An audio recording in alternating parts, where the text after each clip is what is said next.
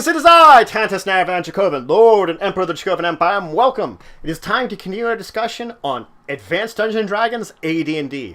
I've been talking about a lot of things revolving around game mastering and what a game master should know about, and kind of realize for when helping to build their world. So let's dive back into that. I was talking about level 0 characters, and why don't we just continue with that?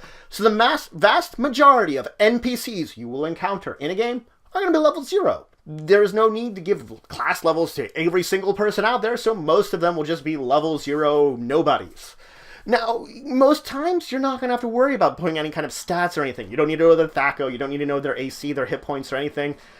Players aren't going to just attack innkeepers and blacksmiths on sight. Not normally. There are times and places where it could occur. Hence why we do have to discuss this a little bit. Now, if you're looking to the ability scores of what a level 0 NPC would have, they're going to have 3 to 18, and just put whatever kind of works with their character you're building. And you don't have to worry about demi-humans. Anything to do with demi-humans, any kind of changes in ability scores, needs, or anything like that, you're not going to include that. You're not going to worry at this point in time. Now your level 0 might have proficiency in one weapon. This is going to be appropriate to whatever job or occupation they're going to do. Like a blacksmith might have proficiency in a warhammer because, hey, hammering stuff down is a blacksmith. On the other hand, someone that's just like a waiter effectively, probably not going to be proficient with anything. Now their non-weapon proficiencies, that will also again depend on both their occupation and how old they are. The older they are, the more they have a proficiency in something, or they might have a proficiency. Someone that's just starting as a blacksmith might not have proficiency in it yet. They might just be a really like new apprentice and not know anything. Now for hit points, traditionally a level 0 will have 1 to 6 hit points.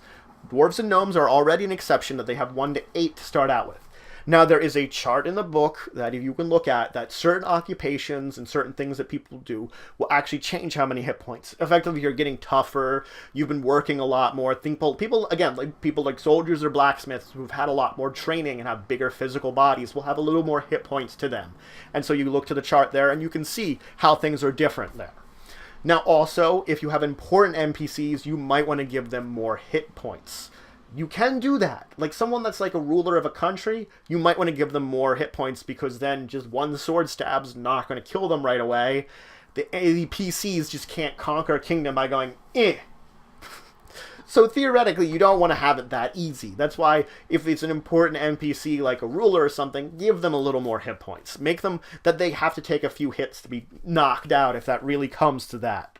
Now let's move on from our level 0s and our NPCs to classes, actual classes, and the world, because you're not going to have just PCs be the only people with class levels. There will be NPCs with class levels, but we have to talk about how common certain classes are in the world and what kind of organizations you would find them in. Fighters are the first one because they are the most prevalent one. There are the most fighters out of any class in the world. It's sort of the easiest one for most people to get into. There is the most of them. You will find armies that will have fighters.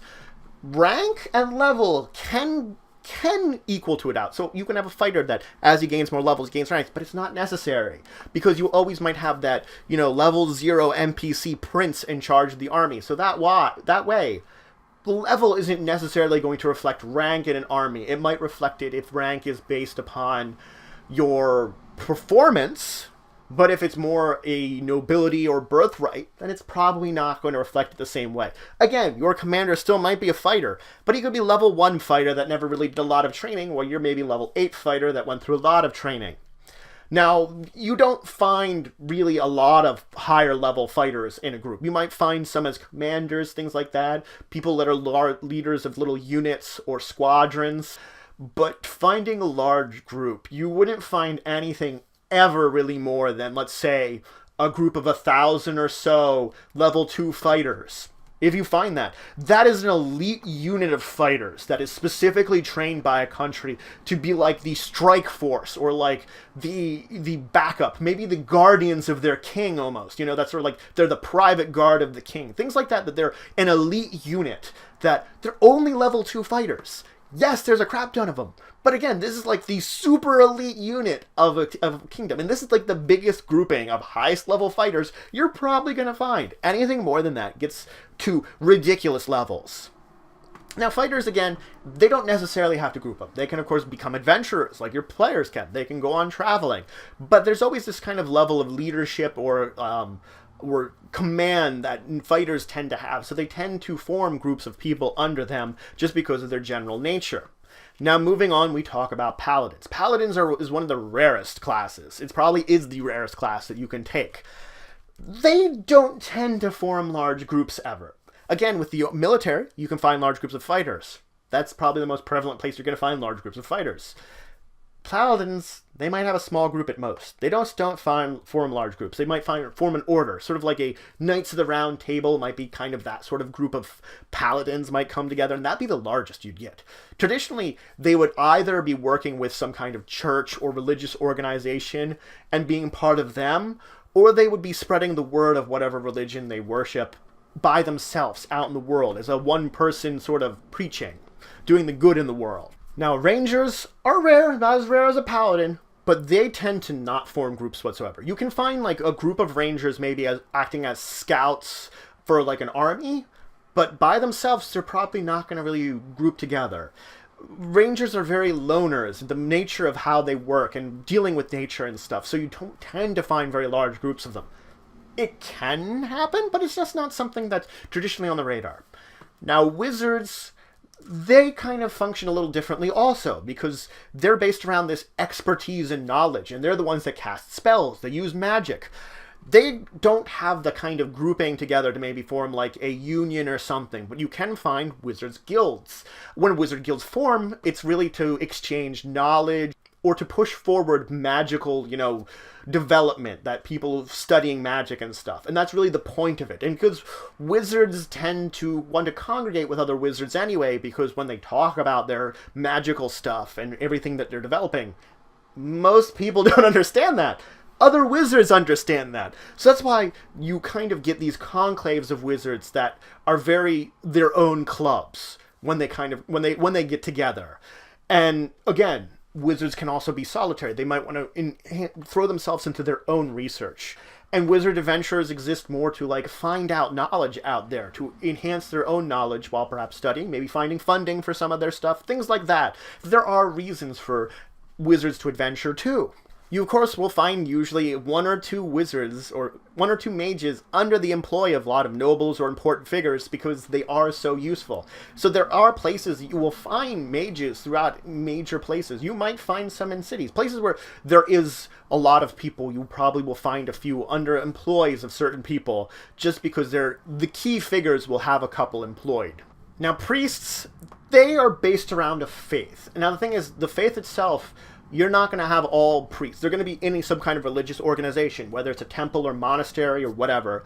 There's going to be a lot of level zeros. Like monks and nuns, they're probably going to be level zeros. And in fact, again, this is similar to with the army, with the fighters that, your ability does not recognize your station.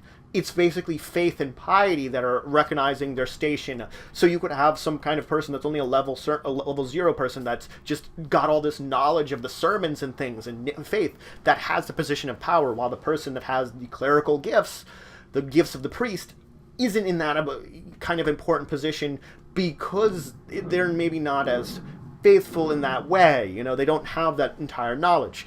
And of course, there's reasons for a priest to adventure, whether to spread goodness or to undo evils of the world. Now, thieves.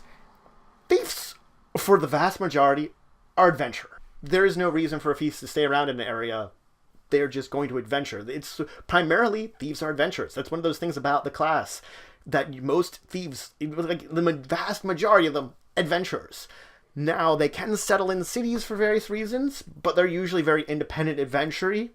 But when they settle, a group of thieves would form like a thieves guild or a mafia or something like that. Thieves guild is the best way of actually describing it, where it's a get-together where mostly it's for telling stories, relaxing, kind of away from the law. It's maybe there's an organizational hierarchy there, but thieves guilds can form, but it's trying to take a lot of like stray cats and put them all in one place. Sometimes they do get along and get together.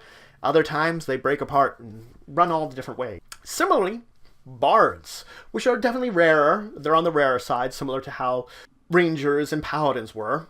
But they're also primarily adventurers. They're not really good at staying still in one place. Now, granted, you could pay some patronage of a bard. Like a noble could pay the patronage of a bard to get them to stay around. But they want to travel. They want to learn new tales, learn new musics, see new places that can inspire them in their art. So that is why they want to travel and go to these places, because they learn more of the world and the music and stories of the world that they can then share themselves. Now, bards don't tend to form guilds or schools or colleges or anything, but they do sometimes form small societies that share with them the things they have learned and amongst each other. Often they're very secretive that way because they want to, their members are the ones they're sharing things, and then the only members know these things, sort of thing like that. Now, you always have the option of changing any of these things. You could make it that there's an important wizards guild in one city, or a major wizards college, something like that. Examples that would be exceptions to these rules that would make an area maybe more prevalent with a certain class or something like that. Is fine. It is whatever would be appropriate to your campaign. These are sort of the general basics when thinking about it and how the classes should be in most campaigns.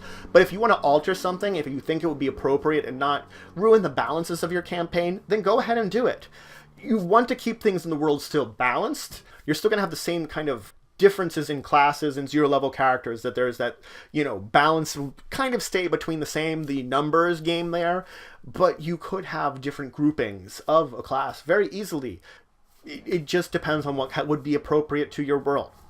Now let's move on. I want to briefly mention something that I'll get into more: high-level gameplay versus low-level gameplay. Because there is this entire different mentality between when you're a first-level character and when you're a higher-level character of 10 or above. That the gameplay itself changes a little bit because of the nature of being more powerful either as high-level or being weaker as low-level. And there's a mentality with that I will talk about more next time, but just think about that for now. There is this difference between the two levels of play that you're going to encounter as a GM. So that's it for today. I went over the basics of some level 0 NPCs, how to build them, what you need to know about them for using them, and I talked about the classes and using them in your world and how they would show up in your world and what kind of organizations do you be. And then I briefly mentioned, of course, high-level gameplay, which I will define what high-level gameplay means more explicitly next episode and get into more details of the high versus low-level gameplay. So if you have any questions, comments, anything you want to say, please leave in the comments below. Please like, share, and subscribe. It shows you support the channel, the Empire, and of course the work I do. And until the next time, I bid you farewell.